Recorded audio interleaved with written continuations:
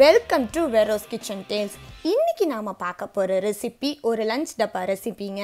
இந்த மாதிரி லஞ்ச் டப்பா கட்டி கொடுத்தீங்கன்னா உங்க குழந்தைங்க எல்லாம் மிச்சம் வைக்காம சாப்பிடுவாங்க.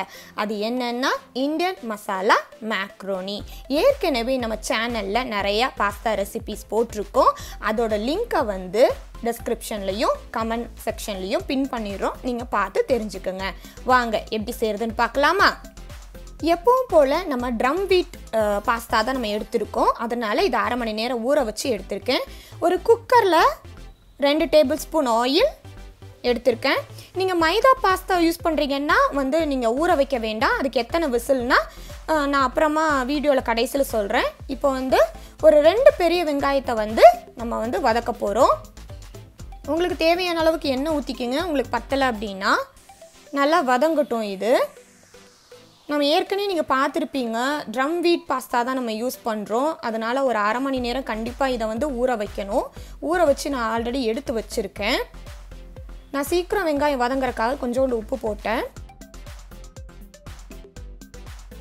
வெங்காயம் இப்போ வந்து நல்லா வதங்கிடுச்சு. இப்போ வந்து 2 சின்ன தக்காளியை வந்து ஆட் பண்ணுறேன். குட்டி குட்டியாக கட் பண்ணி விட்டு வச்சுருக்கோம். உங்களுக்கு இன்னும் பாஸ்தா வந்து உங்களுக்கு டேங்கியாக வேணும் அப்படின்னா இன்னும் கொஞ்சம் கூட நீங்கள் ஒரு தக்காளி சேர்த்து ஆட் பண்ணிக்கலாம். இது கூட 1 டேபிள் ஸ்பூன் இஞ்சி பூண்டு விழுது. நான் கிட்ஸுக்கு கொடுக்கறதுனால நான் மசாலா எல்லாமே கொஞ்சம் கொஞ்சமாக தான் நான் ஆட் பண்ணியிருக்கேன். மசாலா வாசனை, அந்த இஞ்சி பூண்டோட மசாலா வாசனை போகட்டும். போன விட்டு இதுக்கு தேவையான மசாலா வந்து நம்ம ஆட் பண்ணலாம். 1 டேபிள் ஸ்பூன் மிளகாய்த்தூள், 1/2 டேபிள் ஸ்பூன் மல்லித்தூள், 1/2 டேபிள் ஸ்பூன் கரம் மசாலா தூள். இல்லைனா உங்களுக்கு தேவையான எந்த மசாலா வேணால் ஆட் பண்ணலாம். சில பேர் வந்து மட்டன் மசாலா கூட சேர்த்தினா ரொம்ப பிடிக்கும். நீங்கள் அது கூட சேர்த்திக்கலாம் கரம் மசாலாவுக்கு பதிலாக. இது கொஞ்சம் நல்லா மிக்ஸ் ஆகட்டும். இதுக்கப்புறம் வந்து நான் கேரட் கொஞ்சோண்டு, 1 கேரட்டை வந்து கட் பண்ணி போட்டிருக்கேன். பீன்ஸ் வந்து கொஞ்சோண்டு கட் பண்ணி போட்டிருக்கேன், ஒரு 10 பீன்ஸு. நான் ஏற்கனவே சொன்ன மாதிரி வந்து எந்த இடத்துல எல்லாம் வெஜிடபிள்ஸ் ஆட் பண்ண முடியுமோ எங்கள் வீட்டில் வந்து ஆட் பண்ணிக்குவோம். நீங்கள் தேவையில்லை உங்களுக்கு வேணாம் அப்படின்னா இந்த கேரட் பீன்ஸை வந்து தவிர்த்துட்டு கூட நீங்கள் பண்ணிக்கலாம். கேரட் பீன்ஸ் வேகிறதுக்காக கொஞ்சோண்டு தண்ணி ஊற்றுனேன்.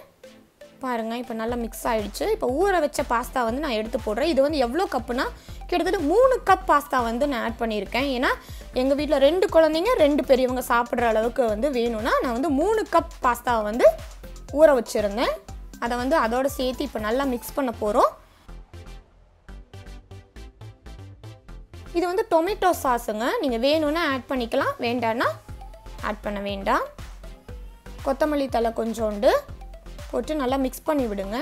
இதுக்கு வந்து நம்ம எவ்வளோ தண்ணி ஊற்ற போகிறோன்னா இந்த பாஸ்தா முங்குற அளவுக்கு வந்து நம்ம தண்ணி ஊற்ற போகிறோம். நீங்கள் சப்போஸ் 1 கப் பாஸ்தா எடுத்துட்டிங்கன்னா அது அளவுக்கு முங்குற அளவுக்கு தண்ணி ஊற்றிக்கோங்க. அந்த மாதிரி நீங்கள் யோசிச்சு பண்ணுங்கள். நீங்கள் தண்ணி ஆட் பண்ணும்போது பாருங்கள், நான் வந்து இந்த பாஸ்தா எந்த அளவுக்கு இருக்கோ அது மூழ்கிற அளவுக்கு வந்து தண்ணி ஊற்ற போகிறேன். ஏன்னா அளவு வந்து தண்ணியோட அளவு வந்து பாஸ்தாக்கு எப்போவுமே அப்படி தான். நம்ம இந்த பாஸ்தா மூழ்கிற அளவுக்கு தண்ணி ஊற்றினா தான் அது நல்லா வேகும். இது வந்து ஆல்ரெடி நான் சொன்ன மாதிரி இது ட்ரம் வீட் பாஸ்தா. அதனால் 8லேருந்து 9 வரைக்கும் விசில் வந்து வைக்க போகிறோம் நம்ம. சப்போஸ் வந்து மைதா பாஸ்தாவாக இருந்தால் உங்களுக்கு 3 இல்லை 4 விசில் வந்து உங்களுக்கு வெந்துடும். பார்த்து நீங்கள் பண்ணிக்கோங்க. பாருங்கள், நம்ம விசில் வந்து நம்ம ஓப்பன் பண்ணியாச்சு. பாஸ்தா எந்த அளவுக்கு வெந்திருக்குன்னு பாருங்கள், சூப்பராக வந்திருக்கு. நல்லா மிக்ஸ் பண்ணி விடுறேன். நான் கரெக்டாக தண்ணி வச்சதுனால அடி பிடிக்கலை. கவனமாக பண்ணுங்கள். தண்ணி ஊற்றும்போது ரொம்ப கவனமாக பண்ணுங்கள். நம்ம ஹெல்தியான இந்தியன் மசாலா மேக்ரோனி ரெடி பண்ணியாச்சு. இதே மாதிரி நீங்களும் செஞ்சு பாருங்கள். கண்டிப்பாக உங்கள் கிட்ஸுக்கு ரொம்ப பிடிக்கும். கிட்ஸுக்கு மட்டும் இல்லைங்க, இது பெரியவங்களுக்கு ரொம்ப ஃபேவரட் ஆகிடுங்க. நீங்கள் செஞ்சு பாருங்கள். செஞ்சு பார்த்துட்டு எப்படி இருக்குன்னு எனக்கு கமெண்ட் செக்ஷனில் கமெண்ட் பண்ணுங்கள்.